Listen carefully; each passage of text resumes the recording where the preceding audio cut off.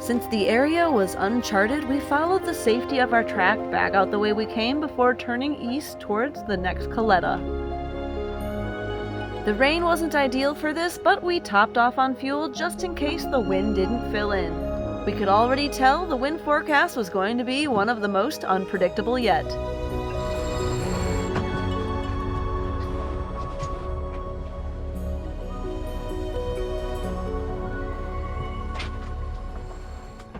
So as not to be overpowered in these crazy conditions, we only unfurled the jib so we could power off the engine and continue to sail.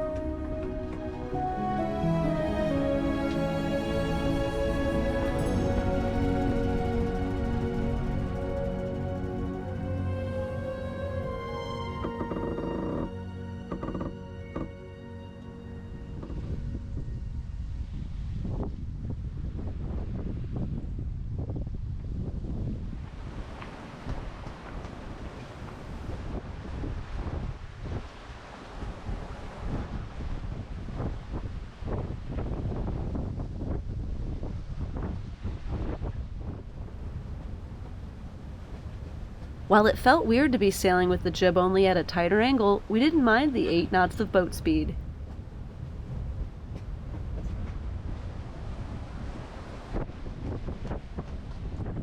I'm going to see if I can't tuck that main in a little bit. We didn't have the stack pack zipped up in case we wanted to hoist the mainsail, but it started to flop around a bit in the big puffs, so I headed up the deck to tuck him back in. This may have helped in the short term, but a huge puff later would make my efforts insignificant.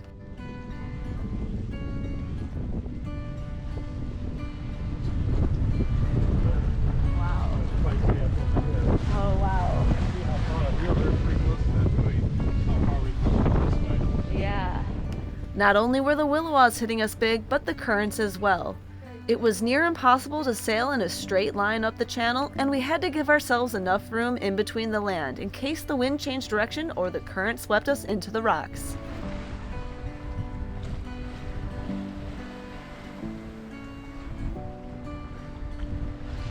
Looks like a puff. Sustained for a little bit. There you go.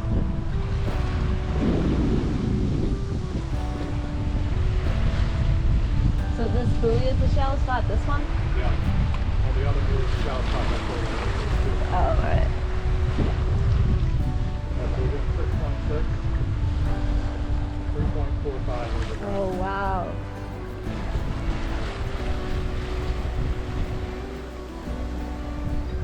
Look, the current is just making a circle around that thing. We could see the weird chop on the water and the ripples of puffs moving in every direction. Small waves moved off the channel beacons in ways that gave us concern. What seemed like a straightforward passage required vigilant navigation.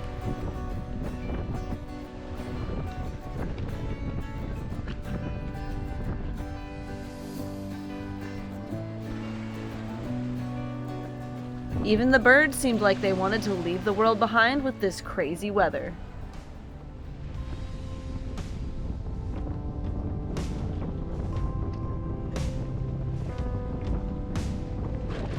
At one point, a puff hit us, and we didn't know if we tacked or jibed as the numbers went up and down on the instruments, and the jib backwinded in contrast to the wind on the water. The puff created its own personal chauffeur as it hung around us like a cloud. We surfed with the wind, and all seemed under control until...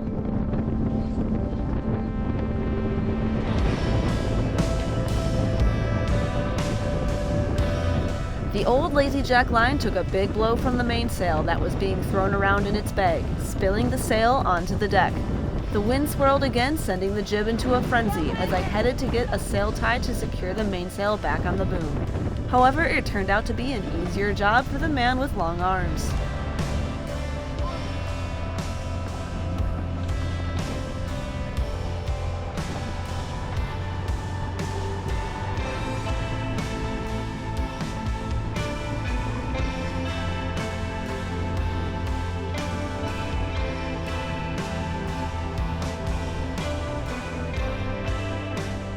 While we love sailing fast with full sails, sometimes the element of safety takes over, and the strange winds called for a more controlled sail plan on this day.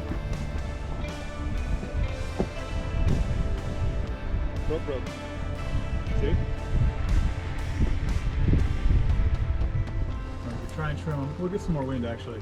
Just trim them.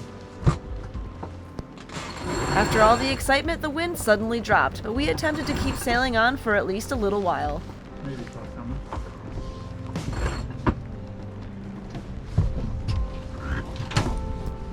Good response. Sorry, my arms. I couldn't get around. Out in more open water, the currents were still doing weird things, but at least the wind was a little less shifty.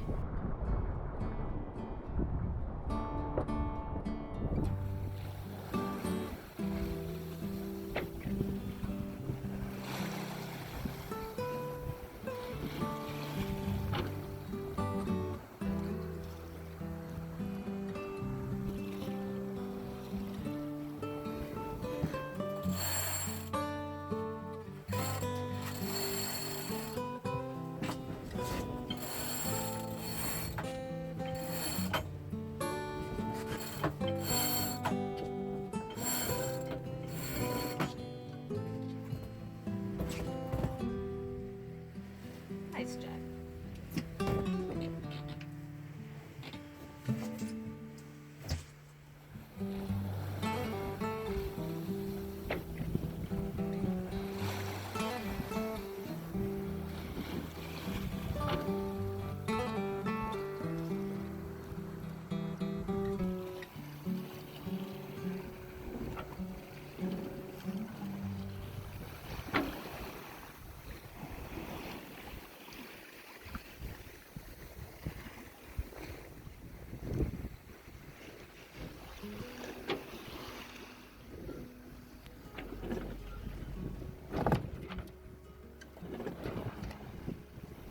Okay.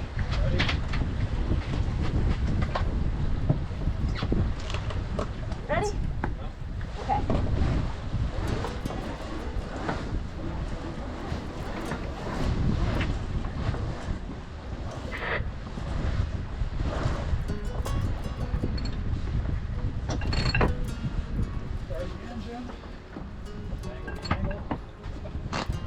You got the engine, I'll do the anchor.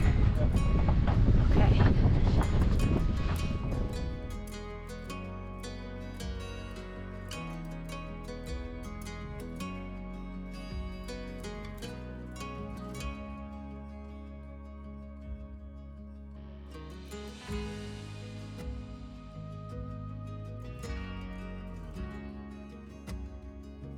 When we turned into the anchorage, we discovered a fishing boat, likely belonging to a nearby salmon farm, that was blocking the caleta that we had planned to use. Luckily, this particular anchorage was large enough to drop anchor and swing.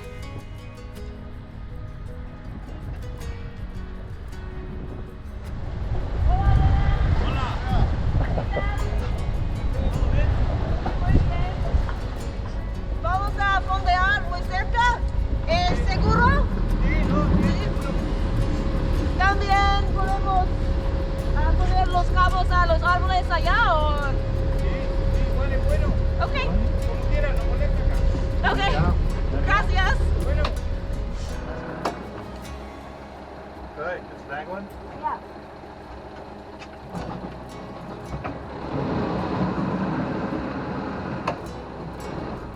After saying hello to the fishermen, we scoped out a spot for enough space to swing and let go of the anchor in near the middle of the bay in about 24 feet of water. The last time that we had swung at anchor was before crossing the Strait of Magellan. It was weird not to have all the extra steps of tying to shore, and honestly it felt strange as though a layer of security was taken away, and we depend on our anchor alarm and GPS position to make sure we didn't drag through the night. When we think of navigating the fjords, we often think of watching out for rocks and kelp, but on this day, willow-waws and current made for the challenging navigation. It's not exactly relaxing sailing, but it is rewarding. As goes the saying, no 2 days of sailing are ever the same.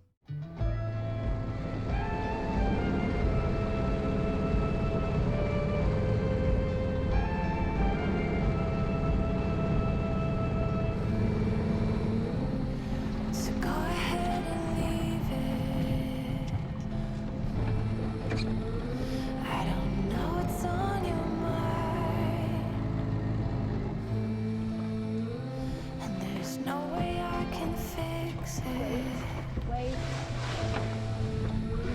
But you're also leaving me behind.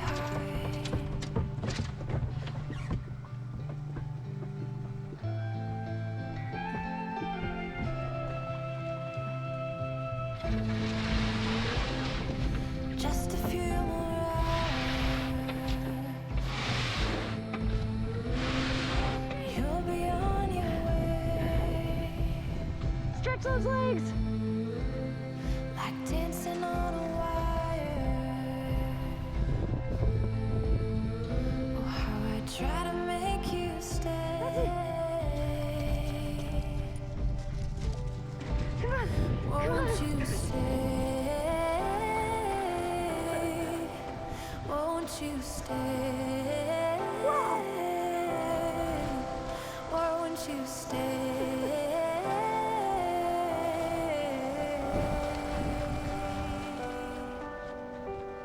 Won't you stay?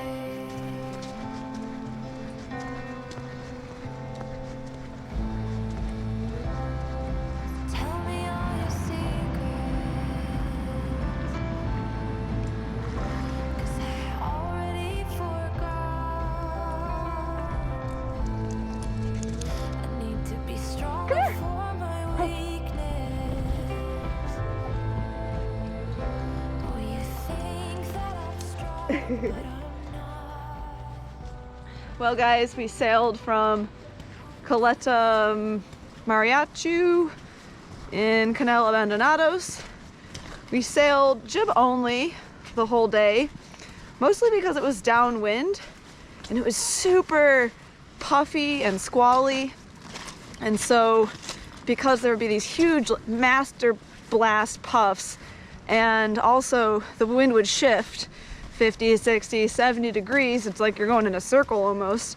And so we just sailed with the jib, so it was much easier to maneuver the boat and comfortable, because at this stage of the journey, we are starting to get a bit tired.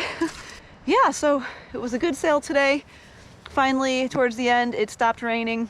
Now we're at this amazing beach. Roxy can stretch her legs after so many sort of rocky Caletas without a lot of running room, not a lot of hiking.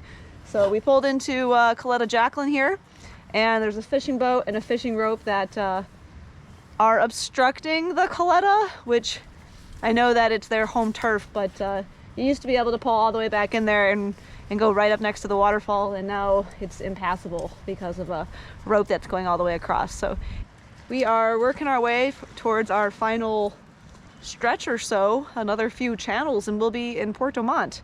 Might be a few stops and a few ports along the way. Weather actually feels warm. I'm not wearing gloves and my hands aren't freezing. So there's this north wind and it's actually bringing warm temperatures with it, as opposed to our just usual cold, cold, cold all the time. So our spirits are high, and it's just so super awesome to be out in the wilderness. It's a bittersweet feeling like, it's almost over, but you never know what the future will hold. So we're just super happy to be out here and enjoying this special, special place. Won't you stay? Thanks, Roxy.